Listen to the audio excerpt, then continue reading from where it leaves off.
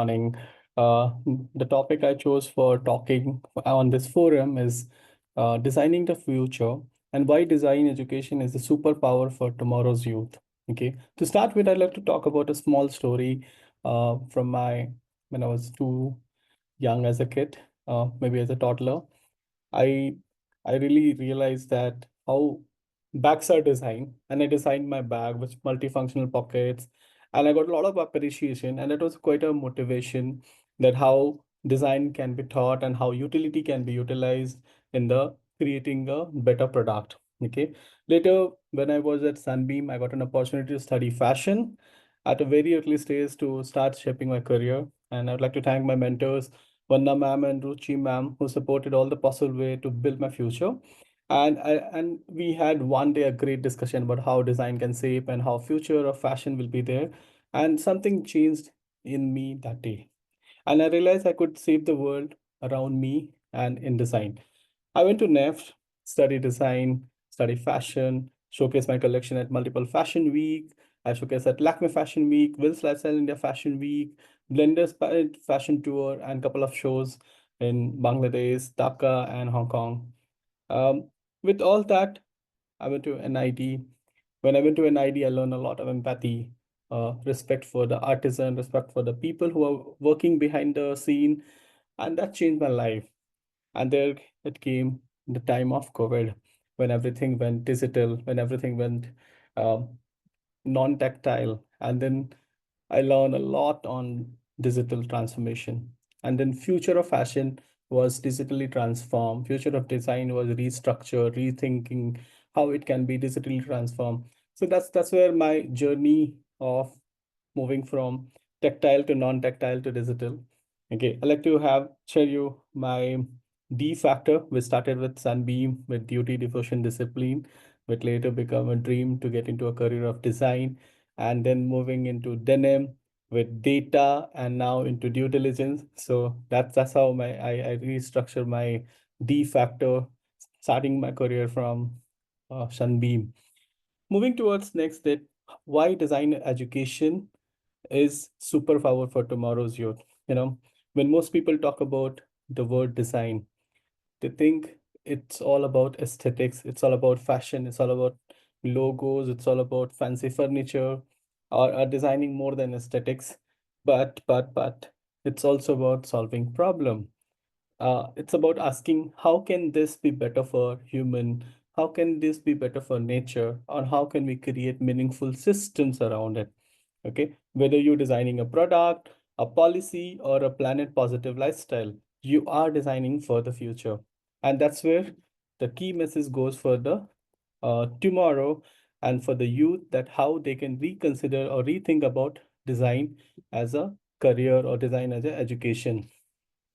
So when you talk about design education, we are talking about how design, uh, how design thinking and how design education is just about making things better for a better future, and then how think differently. Okay, so I remember when I was studying at Sunbeam, I had to create a lot of things which was apart from my curricular, apart from my studies, and then it used to be very helpful for a lot of people, whether participating at any of the event at COFAS or any of the event at um, nearby or outside Sunbeam, and we got a lot of awards, a lot of things, and that's where I worked on empathy, system thinking, experimentation, and innovation. And these skills were more crucial than anything in the coming world to handle climate crisis or disruption in AI or digital overload. So that's where we consider that how a design education can really shape the things for future. Now, second topic that I'll be talking about, why the world need young designer. Why the world need young designers? About 50% of the workforce will need reskilling, and who better will lead the change is a young youth. And these young people are thinking differently. They are very much connected to what they need, curious, creative, and compensate. So when we talk about design empower, when we see youth to see possibilities, there are a lot of opportunity, and there are a lot of prototype solution, It's not about all about what is broken and how it can be created. It's also about how it is structured, whether it's creating sustainable fashion, inclusive tech, or rethinking urban spaces. Young designers are architects for our future. So that's where we are talking about them and taking support for what is required to be considered for. Now, talking about the superpower that one can gain through design education. So it's all about thinking of empathy, collaboration, future as a fuel. Then we talk about systematic vision. Then we talk about who are the change maker. So these are some of the things that we should be talking and considering while we are considering the design as a career. Then to talk about empathy, one should learn to talk in someone else's shoes before you build for them. So like how you create a product, but understanding that product with the understanding of the user, how the user is looking at the product, how the product is getting created for them, whether you talk about aesthetics, whether you talk about the structure around them, ecosystem around them, we have to work with them. And so we need to talk about how this can be reconsidered and reworked for the people who are making this product. A lot of time what happen, we don't acknowledge them who are behind the scene on how they are making it and how it can be created for them. So we need to be empathetic for everyone around the design ecosystem, whether the maker or the creator or the user. They talk about collaboration. Okay, as you know, 2030 is the time where everything is going on collaboration mode, where we talk about it's not about one user contribution or one person contribution. It's all about how everyone is collaborating together and creating a product or creating things or thinking for a better society or better future by collaborating with each other and making things more better for everyone. So that's one of the key on the collaboration. And we also have UN SDGs, where we talk about collaboration for future or collaboration for everyone, that how we can collaborate and make things happen for the better. Then we're talking about future failure as a fuel for the future. When we talk about failure as a fuel, we talk about being fail is not something stopping you or it's the end. It's also about it's a data that you have failed and why you have failed. It's something that you have to reconsider, and using that data to make something more better and futuristic is something that we should be looking for. Then we talk about systematic vision. As you know that everything is moving around with the system design approach. When you talk about system design approach, you fix the you just don't fix the tap, you redesign the plumbing. It's all about how you work in a systematic way, making a system design approach to help with project management point of view, that how the project is taken and how systematically it is moving from one step to another step to the another step, and you're building upon it. Currently, the system design is working on not one product, it's evolving. So systematic vision is evolving with a better version of it every time you create something more meaningful for the people around you. Then I talked about agency. Most importantly, design that teaches you the world is not fixed. It's designed and it can be redesigned. So again, I talk about that how the agent of force or how change makers are consistently working it to make it a better one. And that's where we should be thinking about that. The approach for future is not about that you build something for a long term. You create something for a shorter period of time and then we work on it to make it a better, and the evolving requirement or evolving things around it helps it to make it a better product or better services that you provide to your end user and end customer. And these five of the point that I mentioned about empathy, collaboration, failure as fuel, systematic vision approach, or change maker agencies, these are not just skills. These are the superpower in a world that desperately need new thinking. And this new thinking start from when we talk about design thinking, critical thinking, or creative thinking, this amalgamation of all these three can help you create something for a better future. I'd like to talk about here with a real world example, which I've been practicing as a, what I say, change maker.